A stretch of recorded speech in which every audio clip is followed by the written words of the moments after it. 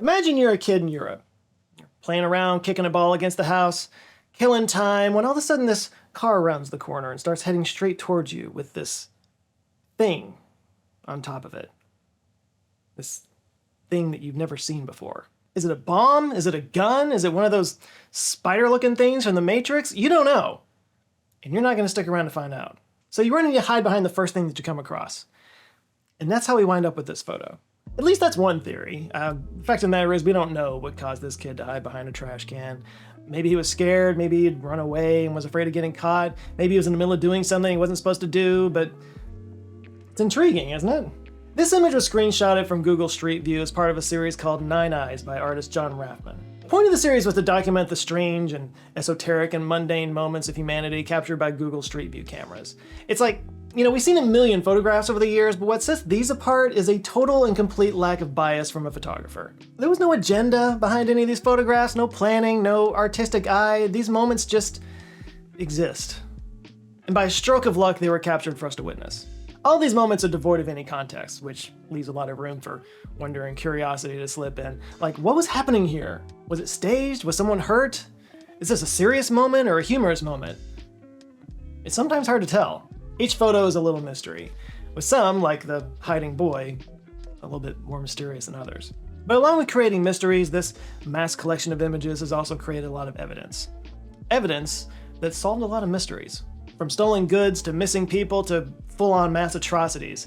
Today we're going to talk about some of the most interesting mysteries that have been solved with Google Street View.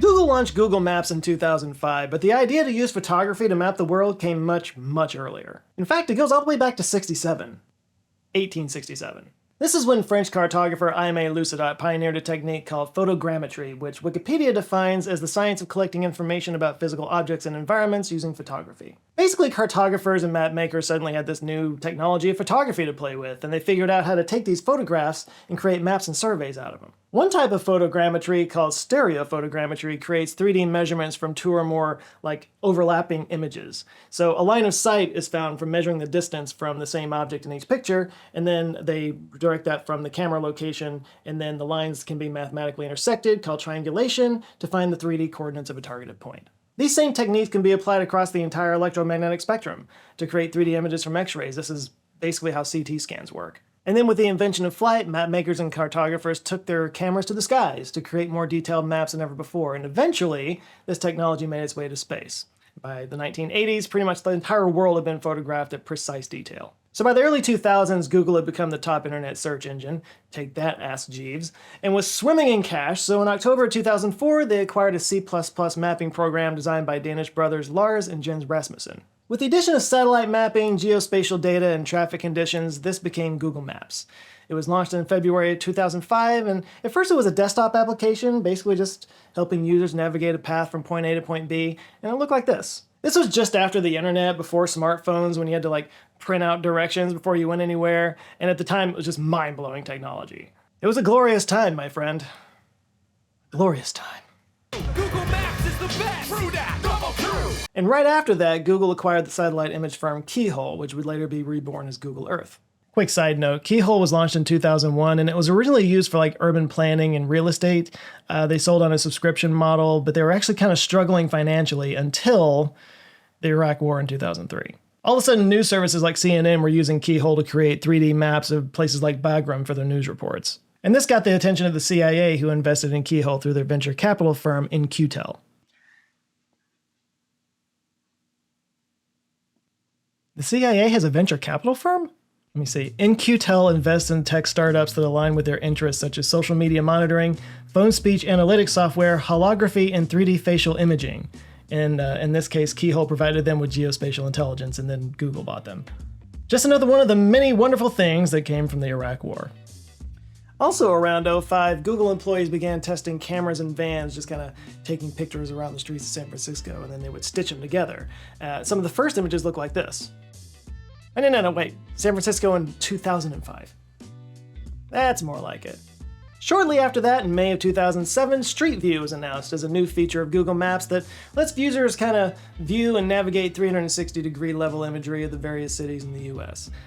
Initially, Street View only collected images from about 5 cities in the US, and then it kind of spread all over the world from there. Since then, Street View has mobilized a fleet of cameras attached to everything from cars to mopeds to bipeds. Trekker, essentially a backpack with a camera on top, allows anyone to walk around and collect images from places that are only available by foot, like Machu Picchu. They even recruited astronauts to give users a Street View look inside the International Space Station, which they call Space View. So if it seems like Google has eyes everywhere, it kind of does. They've seen some pretty weird shit, and some of that shit solves some actual mysteries, and we're going to be talking about those today. So let's get into it, and let's start with some fun ones. It'll get more serious as we go along. First mystery to talk about is one that's plagued thousands, if not millions, in the literary world for decades. They found Waldo. Turns out he was at 77 Putney High Street in London. And yeah, I know it's a bit blurry, but come on. We got him. Can't hide from Google, Waldo. Or where do you go to find one standard-sized 2-pewter cauldron and an owl for their first year at Hogwarts? That's right, Diagon Alley. It's viewable on Street View from the Warner Brothers lot in London. If Harry Potter's not your thing, how about pigeons? Are you a pigeon person? Because there's a whole flock of pigeon people in Musashino, Japan. Yeah, I got questions. These people just carry pigeon masks with them everywhere they go, like, just in case? Would this be considered furries? Or featheries? Do human-sized pigeons eat human-sized trash? What cars are these guys pooping on? Actually, there is an answer to this. The Street View website will tell you like what districts the car is going to be coming to in the next month, but nothing as specific as what road or what streets. So my guess is that they saw it and then online and then they just kind of staked it out. Or it looks like this was a trekker thing and not a car because it's on the sidewalk and not on the street. So maybe the guy carrying the camera like told his friends where to be at the right time. I'm not a conspiracy theorist or anything, but I think this could be an inside job. And then there's this guy. Now, some people have claimed this is the Loch Ness Monster in San Diego, which is crazy. I mean, the reason it's called the Loch Ness Monster is because it's in Loch Ness in Scotland. It can't be in San Diego. Come on, people. Now, this looks more like a certain sea monster that I watched in a show when I was a kid. Huh? Nobody else remembers Segment in the Sea Monster? Guys, I'm like 1,000 years old. This next one was found by a Twitch streamer when he was playing GeoGuessr, which if you haven't played it, it's a game that basically like drops you at a random point on Street View, and then you have to kind of figure out where you are. I've been playing it a lot. It's a lot of fun. In fact, I started playing it with my Patreon supporters and Patreon live streams recently. Patreon. But no, the guy was streaming this game, GeoGuessr, when this happened. Pero no ha atropellado a nadie, ¿verdad? The pictures aren't on Street View any longer, but of course, you know, the internet got a hold of them, so they're floating around out there. So what we do know about this is that it happened in Senegal. What we don't know is what happened to the motorcyclist. Like, it looks like he's attempting a U-turn and got hit by the car, but it's not exactly in a spot that would warrant a U-turn, and it's also in the middle of nowhere with no other cars in sight, so it's not like he didn't have all the time in the world to cross safely. It's almost like he wanted to get hit by a multi-billion-dollar company for some reason. And maybe the most violent image caught by Street View went down in Edinburgh. What you see is car mechanic Gary Kerr just moments after striking his employer Dan Thompson outside of their garage with an axe. Something that would never happen in my place of work.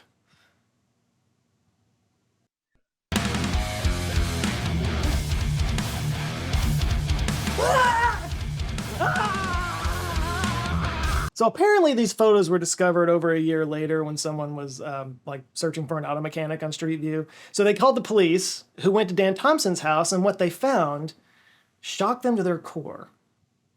Dan Thompson. They found Dan Thompson. He was alive. He was alive and well. The whole thing was a prank.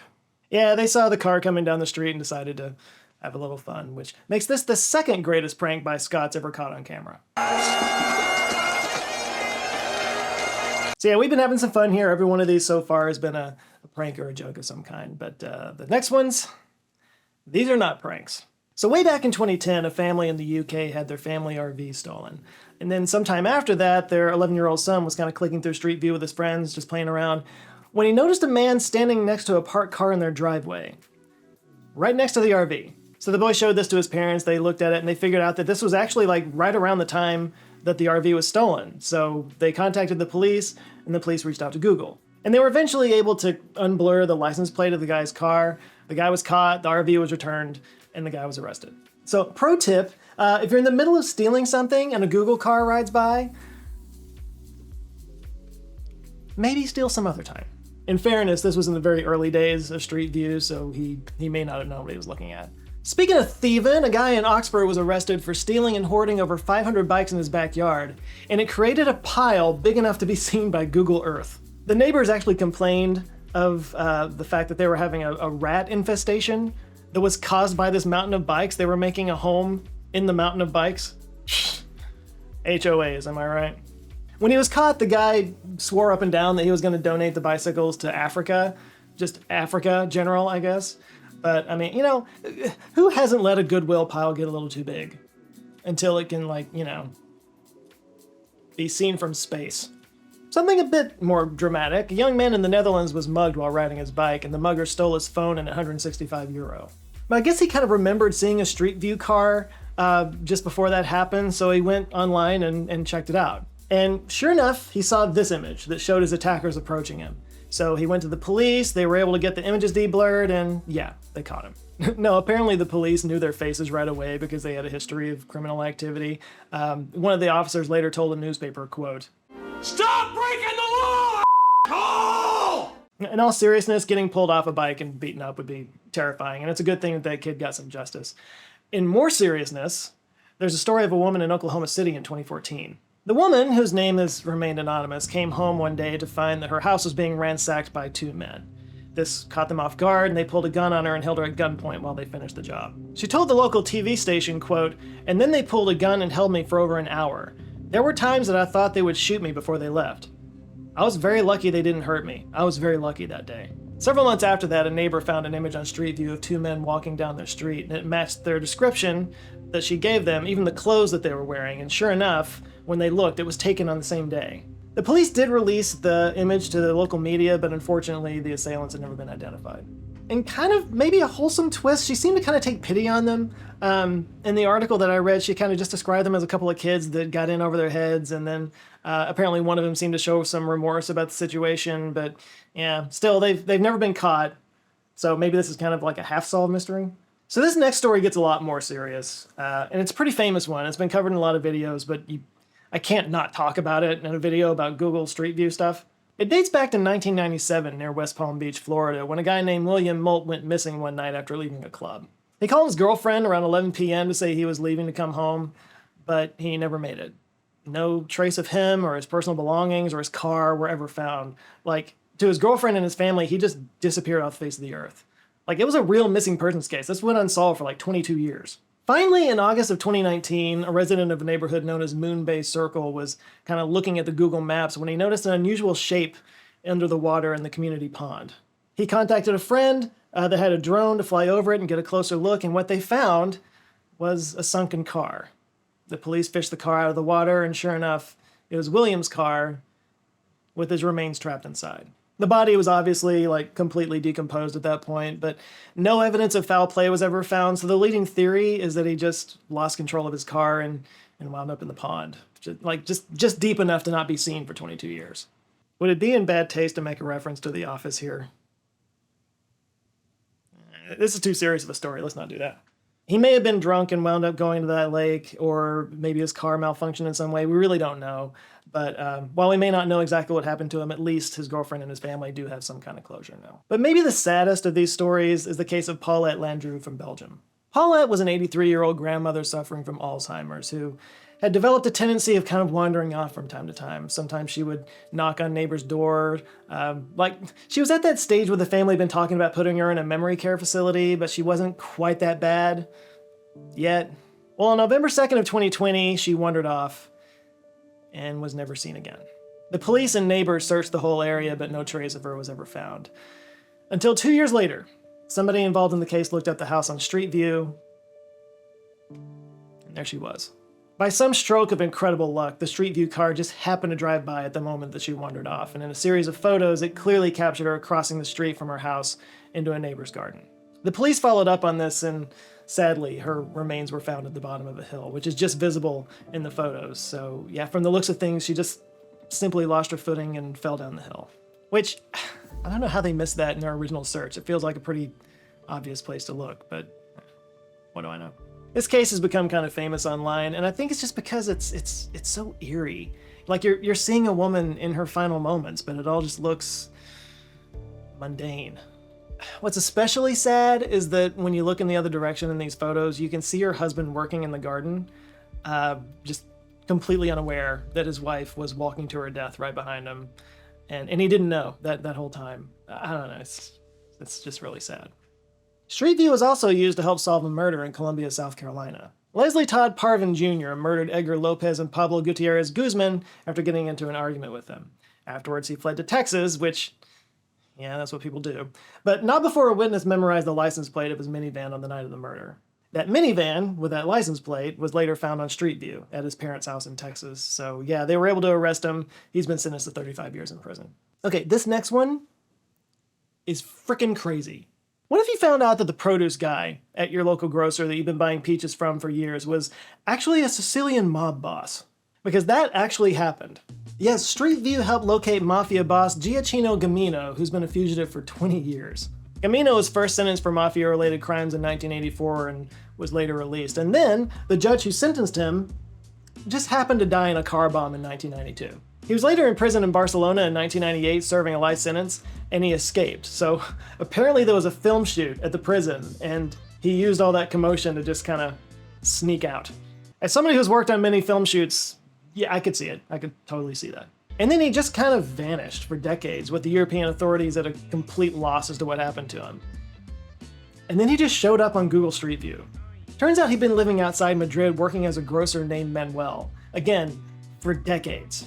But after seeing him on Street View, they apprehended him at the grocery store, and yeah, apparently he was so confused by the whole thing, he said this: "How did you find me? I haven't called my family in 10 years. Well, that's what you get, Giacchino. Your mother's been worried sick."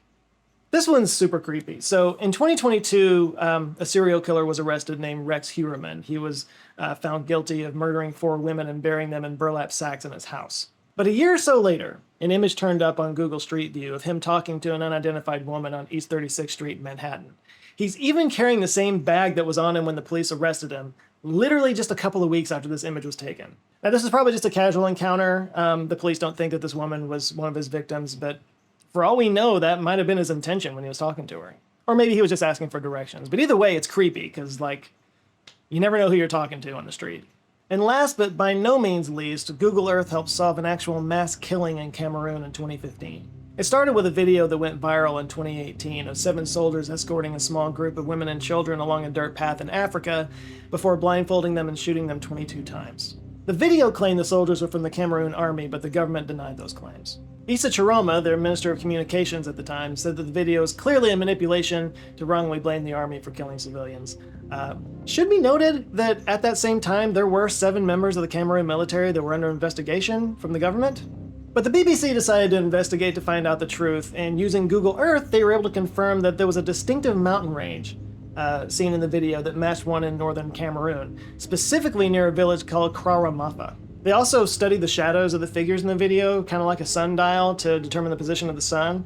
So this, plus a certain building in the video, helped them to determine that the killings took place between March 20th and April 5th, 2015. Other details from the video also pointed to the Cameroon military, including their uniforms and the guns they carried, which were Serbian-made Zastava M21s, which were also used by some of the Cameroon military at the time. They were even able to match the 7 names on the list of people who were being investigated at the time with Facebook profiles, and then identifying statements from villagers and soldiers nearby. So yeah, thanks to the BBC, Google Earth, and a little bit of photogrammetry, the world's been able to hold the Cameroon military accountable for the deaths of these women and children. And according to the new communications minister, the soldiers are all in prison now. Hopefully this one's more honest than the last one. So all of this internet sleuthing is really cool. But some of you may have felt a little uneasy about some of the things in these stories. Things like Google working with the authorities to unblur faces and license plates, the idea of constant surveillance over every inch of the planet, people getting recorded for just being outside in public, things like that. If so, you're not alone. In fact, for all the investigations that Google has helped solve, far more have been opened up against them over the years over issues of privacy. There were essentially two main areas of concern when Google first launched this back in 2007. One was the collecting and publishing of images that might endanger privacy. So like maybe images of somebody getting arrested, somebody walking out of an adult bookstore, or entering an abortion clinic. Though the face blurring thing that they started doing, that settled most of those issues. Also needs to be said that some countries like South Korea don't really like the idea of their highly populated areas being so easily viewable due to security issues, because, you know. A second area of concern seems a little bit more serious, and I didn't know anything about this before I researched this video, but it turns out those Google Street View cars were also collecting Wi-Fi data over open networks. So at first Google denied this was happening, and then it became, okay, it's happening, but just a little bit. And then, it turns out after an investigation, they were actually collecting vast amounts of payload with routers hidden inside the roaming cars. I'm talking stuff like email addresses, passwords, search histories, network information. So yeah, not great. This was all kind of early days stuff. Most of the objections to Google Street View has started to peter out like around 2012. Partly because people began to warm up to its usefulness and decided maybe the pros outweigh the cons, partly just due to the futility of fighting a corporate giant like Google, and partly because I think, we've all just kind of decided that's just how things are now. There is also the fact that at this point Google is pretty much fully in bed with the US federal government. Like when Google acquired Keyhole in 2004, it also gained its clients, which included the CIA. In fact, Google has an entire department. It used to be called Google Federal. Now it's called Google Public Sector, which manages multiple contracts with the US government, and it makes millions of dollars doing it. Which might be why, in 2010, when the Electronic Privacy Information Center filed a complaint with the FTC over the whole, downloading private Wi-Fi data with their cars thing, the FTC decided not to take up the complaint, even though it is a violation of the US Wiretap Act and the Federal Communications Act. But that's just kind of where we are now. The loss of privacy has just been kind of normalized. It all just kind of, depends on what's important to you, like the individual privacy or the convenience that it offers. And to be fair, the safety it provides. It's all about the greater good. The greater good. I mean, when was the last time you got lost somewhere in a dangerous place? Seriously, tell me in the comments. Kind of makes me wonder what I May Lucid Up would think of our world today, where the photogrammetry he pioneered has led to this thing that's become so integrated into our lives and made getting around so much easier. Because maps basically are a kind of data visualization. It's how we see the data of the world. It's how we make sense of the world. And if you want to make more sense of your world, you might want to check out the data visualization class on Brilliant.org. Through 11 lessons, you'll learn about combined variables, continuous variables, comparables, distributions, and transformed data. And if none of that means anything to you, trust me, it will after you take this course, and it could possibly change your life. Because we are awash with data. But that data doesn't mean anything to you unless you understand it. And the best way to understand it is to visualize it. Like, we're visual creatures. We don't make sense of things by looking at a pile of data on a spreadsheet. I mean, I guess some of you do, weirdos. By the way, if all those words sound way over your head, that's the thing. That's the beauty of Brilliant. They make learning more like playing a game. You're just solving puzzles and using your innate problem-solving abilities to learn things, and you learn them in a way that makes sense to you, things that you can build off of in other ways of your life. And you can apply it to the many, many courses that they have on Brilliant, like the mathematics courses, which go all the way from the fundamentals all the way up to competition-level calculus, or you can get your science on with quantum mechanics and special relativity, and they've added tons of computer and science courses, including courses on LLMs, so, you can be ahead of everybody else on all this AI stuff that we're seeing everywhere. And you can try it totally for free for 30 days when you sign up at brilliant.org/answerswithjoe, and if you stick around after that, you'll get 20% off your annual subscription. Seriously, if you set aside 15 minutes every day and do a few lessons on Brilliant, by the end of the year, you will be shocked at what you now know. You'll need a new hat, because your brain got so big. So keep your local haberdasher in business by clicking the link below or use the QR code right here on the screen to get 30 days for free and then get 20% off after that. Brilliant.org is awesome. If you haven't checked it out, it's time to do it. Links down below. All right, thank you guys so much for watching. If this is your first time here and you liked it, maybe give it a thumbs up. If this is your 800th time here and you liked it, give me a thumbs up. But if it's your first time here, we'll take a look at some other mystery content right here, because I've done plenty of them. Or, you could take a look at some of the other videos that might be on your sidebar if you're on your monitor or whatever. Any of them with my face on them, give them a look. If you enjoy them, I invite you to subscribe. I come back with videos every Monday. Big thanks to the community on Patreon and the channel members who are just being awesome and supporting me. You can get access to all that by hitting the join button down below or going to patreon.com/answerswithjoe. You get access to a private Discord server and all kinds of cool things like live streams, Zoom chats. It's just a cool thing to do, and it helps support the channel, and it means a lot, so thank you. And as always, you can watch this video ad-free and early over on Nebula, and also we have to kind of censor things for YouTube quite often in order to avoid demonetization. Don't have to do that, so if you want to be treated like an adult, watch over at Nebula. But that's it for today. Thank you guys so much for watching. Now you guys go out there, have an eye-opening rest of the week, stay safe, and I'll see you next Monday. Love you guys. Take care.